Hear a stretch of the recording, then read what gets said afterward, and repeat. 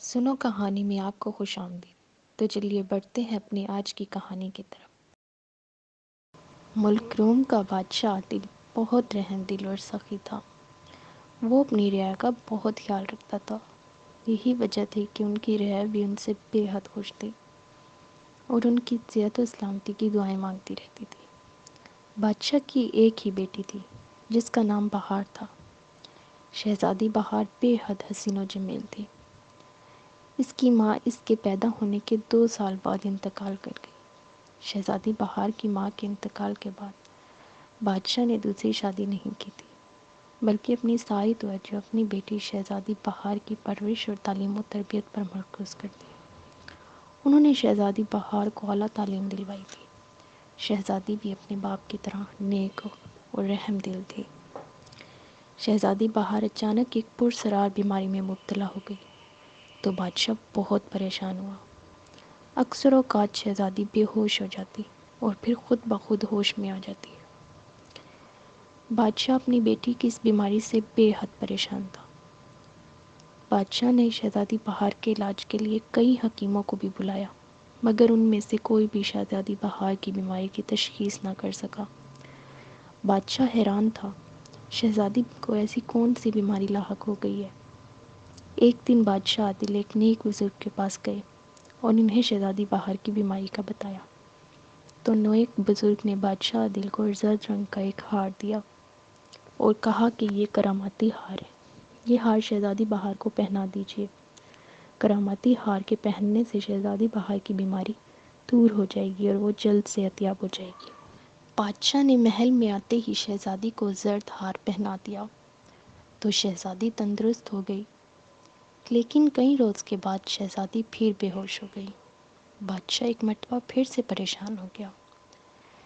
اس وقت بادشاہ عادل پریشانی کی عالم میں اپنے کمرے میں ٹہل رہے تھے کہ کمرے میں ایک کنیز داخل ہوئی تو بادشاہ عادل ٹہلتے ٹہلتے رک گئے اور چونک کر اس نے اس کی طرف دیکھا۔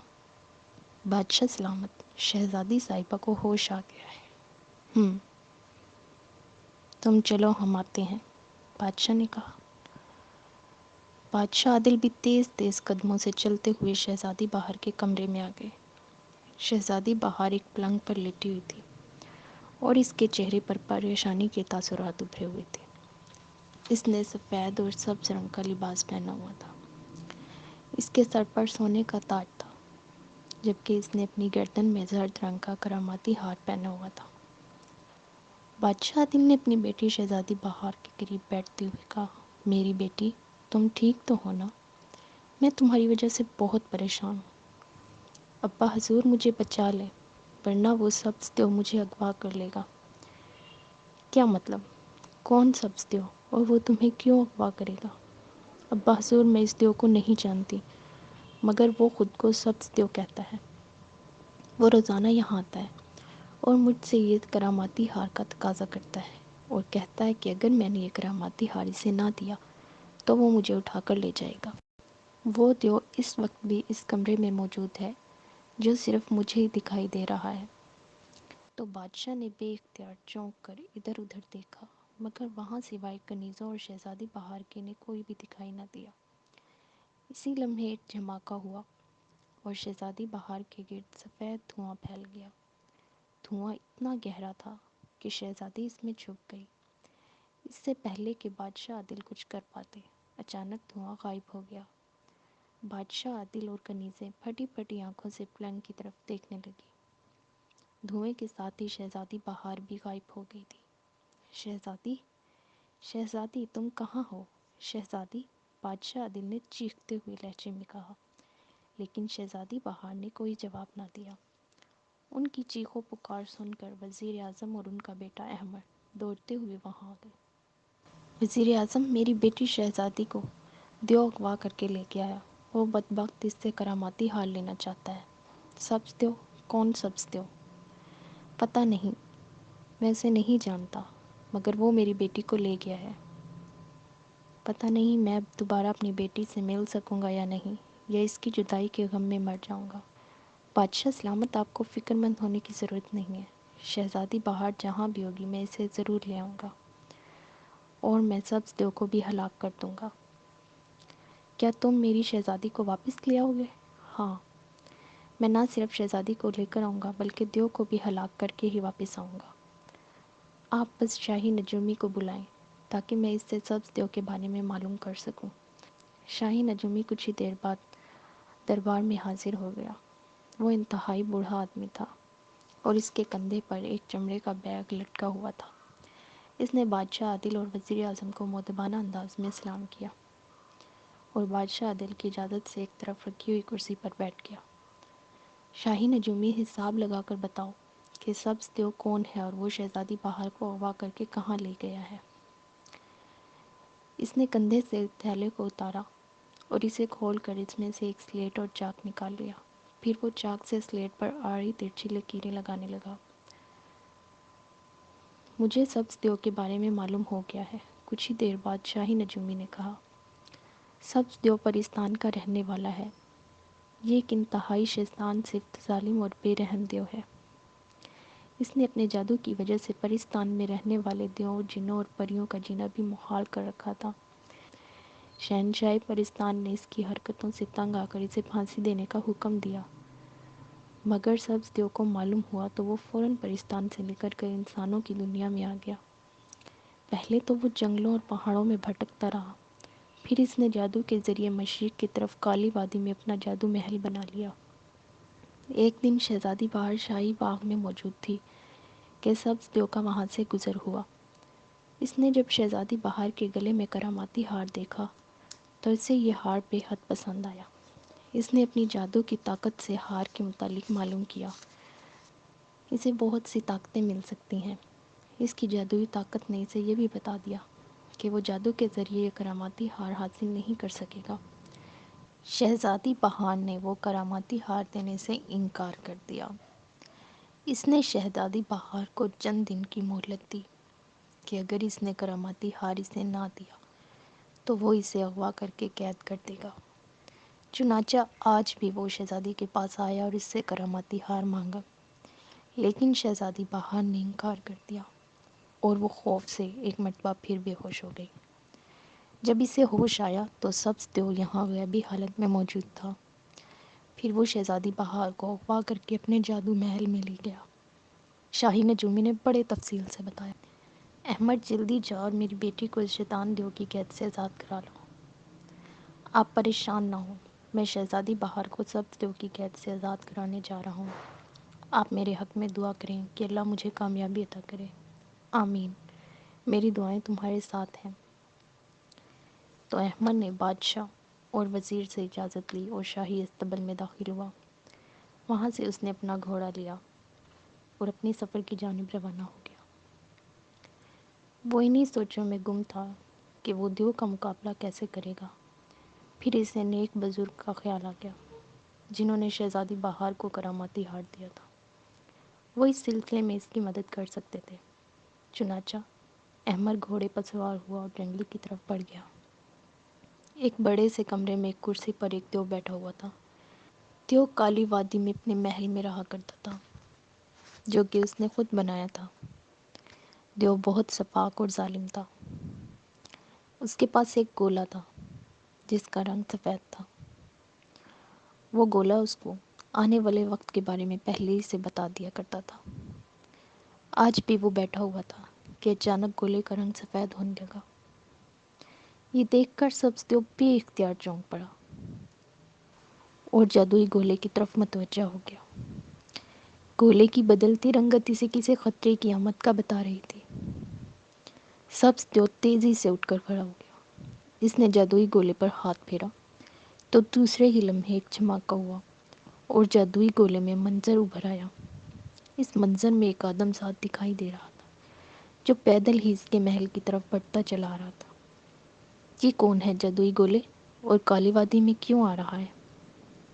یہ ملک روم کے وزیر اعظم کا بیٹا ہے اور یہ آپ کی قید سے شہزادی بہار کو چھڑانے آ رہا ہے۔ اچانک گولے سے انسانی آواز سنائی دی۔ تو یہ آدم ذات شہزادی کو چھڑانے کے لیے آ رہا ہے۔ آپ کے اور آپ کے جادو محل کے بارے میں شاہی نجومی نے اس کو سب کچھ بتایا ہے۔ آنے دو، میں اسے مچھر کی طرح مسل کر رکھ دوں گا، سبزدیو نے کہکا لگاتے ہوئے کہا، اور پھر اس نے ایک منتر پڑھ کر زمین پر پھونک ماری تو اسی وقت زمین میں سے 2 اژدہا نمودار ہوئے۔ وہ اژدہا عام اژدہاؤں سے بہت بڑے تھے اور دونوں کی شکل ایک جیسی تھی، ان کا رنگ بھی ایک ہی جیسا تھا۔ میرے غلاموں اژدہاؤں، ایک آدم زاد میرے محل کی طرف آ رہا ہے، جاؤ اور اسے ہلاک کر دو، تمہارے حکم کی تکمیل ہوگی۔ دونوں اژدہاؤں نے ایک ساتھ جواب دیتے ہوئے کہا، اور پھر وہ یکدم وہاں سے غائب ہو گئے۔ دوسری جانب احمد نیک بزرگ کے پاس گیا اور اس نے انہیں ساری بات بتائی۔ نیک بزرگ نے احمد کو سیاہ رنگ کا ایک دھاگا دیا اور کہا کہ وہ یہ دھاگا اپنے دائیں کلائی پر باندھ لے تو سبزدیو کا کوئی جادو اس پر اثر نہیں کرے گا۔ وہ اس سیاہ دھاگے کی بدولت اٹھ کر کہیں بھی جا سکتا ہے، اور اس دھاگے کی موجودگی میں وہ اس کمرے کا دروازہ بھی کھول سکتا ہے جس میں شہزادی قید ہے۔ احمد نے نیک بزرگ کا دیا ہوا دھاگا فوراً اپنی دائیں کلائی پر باندھ دیا، اور پھر اس نے ان کا شکریہ ادا کیا اور ایک مرتبہ پھر اپنی منزل کی جانب روانہ ہو گیا۔ اسے سفر کرتے ہوئے دوپہر ہو گئی۔ وہ کالی وادی کے قریب پہنچ چکا تھا۔ کالی وادی میں بلند و بالا پہاڑ پھیلے ہوئے۔ کالی وادی میں پہنچ کر وہ زمین پر اتر آیا اور سبزدیو کا محل تلاش کرنے لگا۔ جلد ہی اسے ایک محل دکھائی دیا۔ احمد سمجھ گیا کہ یہی سبزدیو کا محل ہے۔ وہ تیز تیز قدموں سے چلتا ہوا اس محل کی جانب بڑھتا چلا گیا۔ جیسے ہی وہ محل کے قریب پہنچا، اسی لمحے محل کی ایک دیوار سے 2 اژدہا نکلے اور بجلی کی تیزی سے وہ احمد کی طرف بڑھے۔ اژدہاؤں کو اپنی طرف آتا دیکھ کر احمد نے اپنے نیام سے تلوار نکالی۔ دونوں اژدہاؤں نے احمد کے قریب پہنچتے ہی اس پر حملہ کر دیا۔ احمد نے یک لک چھلانگ لگائی اور وہ پھر کسی پرندے کی طرح اڑتا ہوا ایک طرف جا کھڑا ہوا، اور دونوں اژدہا ایک دوسرے سے ٹکرا گئے۔ لیکن دونوں اژدہا فوراً واپس مڑے اور تیزی سے ایک مرتبہ پھر احمد کی طرف بڑھے۔ جیسے ہی ایک اژدہا احمد کے قریب پہنچا تو اس نے تلوار اژدہے کی گردن پر مار دی۔ تلوار اژدہے کی گردن پر پڑی اور کھچ کی آواز کے ساتھ ہی اس کی گردن کٹ کر دور جا گری، اور دوسرے ہی لمحے وہ اژدہا غائب ہو گیا۔ اسی لمحے اژدہا پھر پلٹا اور احمد کے سر پر پہنچ گیا۔ دوسرے ہی لمحے اس نے اپنا بڑا سا منہ کھولا، جیسے وہ اس کو نگلنا چاہتا ہو، کہ اچانک اس کے ہاتھ میں ایک پتھر آ گیا، اور اس نے وہ پتھر زور سے اژدہا کے سر پر مار دیا۔ اژدہا کے منہ سے پھنکار نکلی اور وہ پیچھے ہٹ گیا۔